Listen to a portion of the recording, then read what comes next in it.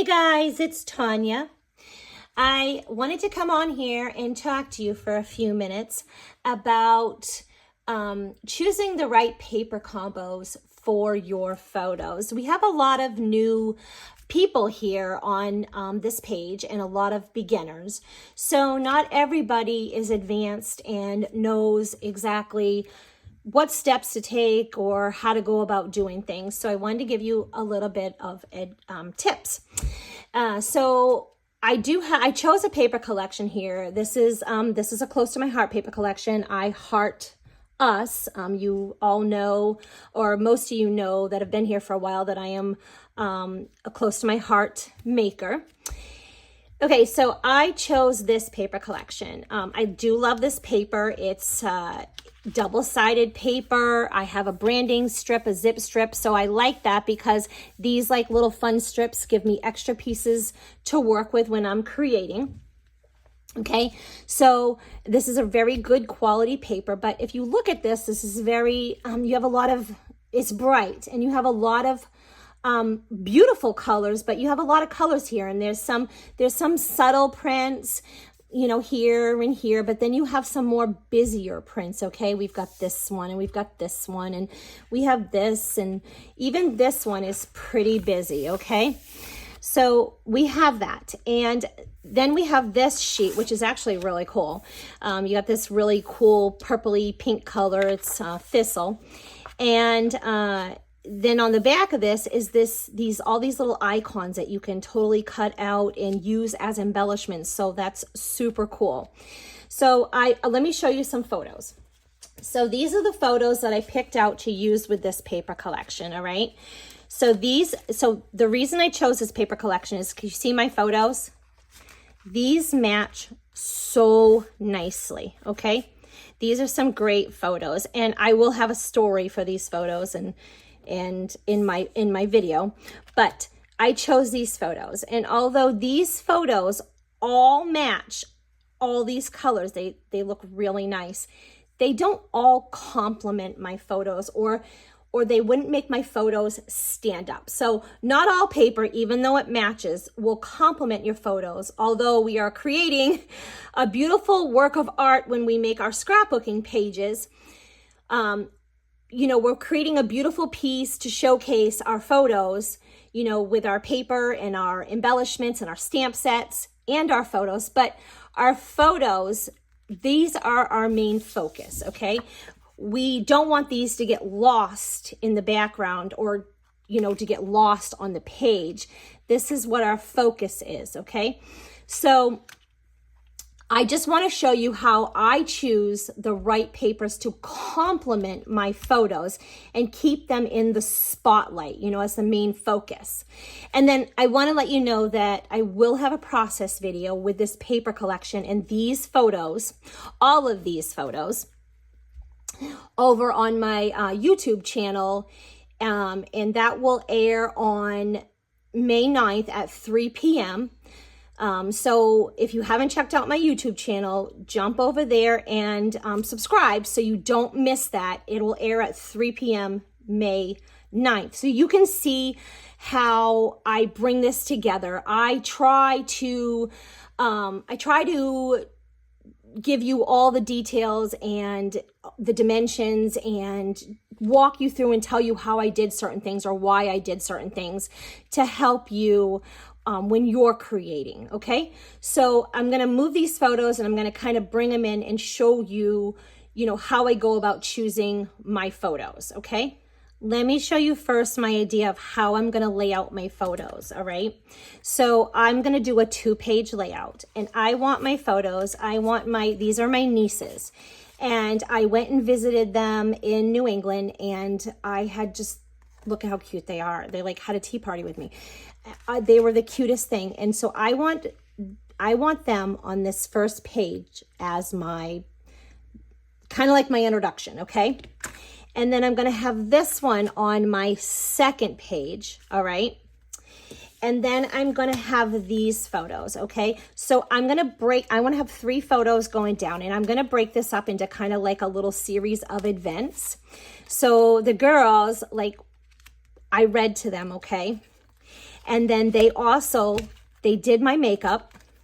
And then this is part of me reading to them. And then they did my nails, okay? They were the cutest little thing, okay? I was their little guinea pig. I was their little model. And so I mean, seriously, look how much stuff I have on my eyes there.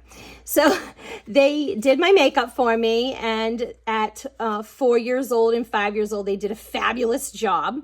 And actually, she was 3 and she was 5. So they did a fabulous job. So I'm just going to kind of put these in the series of how I want them. And then this one, I want to kind of have anchored over here like this, okay? And since this is going to be my first page, I'm going to kind of build a embellishment cluster kind of up here in this space here, maybe even coming over on top of this photo, okay? So this is how I want to lay my photos out. And then I'm going to have here a journaling piece, okay? So this is my second page. Now, I know you're like, you got all these photos on top. I'm going to show you how I'm going to do that, all right? But I wanted to lay that out there so you can kind of see how I'm going to work with my photos. Now I'm going to choose papers, okay? So I just want to move these ones because I can just work with these two. I want to move these ones out of my way. And now I'm going to choose colors like background. Do I want to have a white background? Do I want to have a busy background? These are beautiful, bright colors, and they're already very busy photos, okay? So I need to be careful about what photos I'm choosing. What paper I'm choosing for the background. So I'm going to like just kind of bring in my photos and I'm going to showcase. And since I'm going to build my photos going down like that, I'm going to have a separate piece of paper coming down. So I'm going to want that to complement this paper and my photos. So if I look at this, to me, now this is a raspberry, and it kind of, when I put this on here because of her cape, this looks like a red, and it's not red. It's actually a deep pink. So I don't think it complements my photos. It throws them off. So I definitely don't want to use that. All right.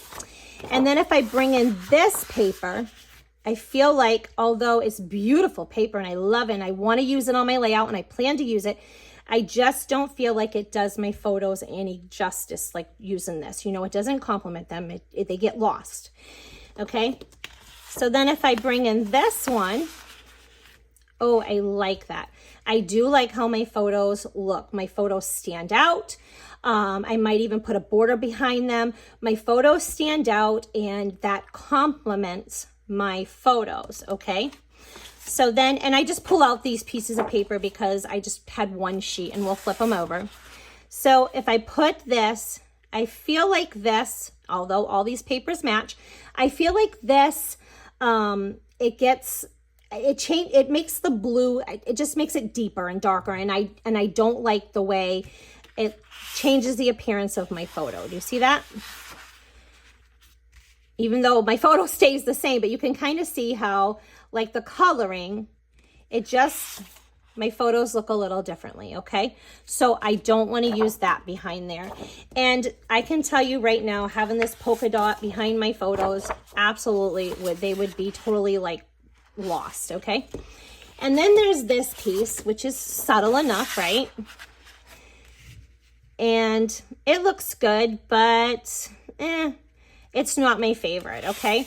So then if I flip these photos over, if I flip these papers over, okay, definitely not going to use this, right? Because it's got a bunch of icons on it. But then if I look at these, I absolutely do not like this, okay? That's just way too busy for behind my photos. If I choose this yellow print, I like that. Now my photos like, they pop up. I like that. So this, although I might not want that in the whole background, this would be a fun paper to cut and just frame my photos. So now I'm thinking I like this a lot for behind my photos. So I might want to, and I love this blue, and I definitely am going to pull this blue in because we got a lot of blue in our photos. But again, like the green, I don't know, it kind of darkened my photos a little bit, right? So this is more cheery. I like this, okay? So I'm definitely gonna bring this blue in, but I just need to bring it in another area where my photos are complemented. So I already weeded this out. And then I could, this one, yep, definitely matches, okay?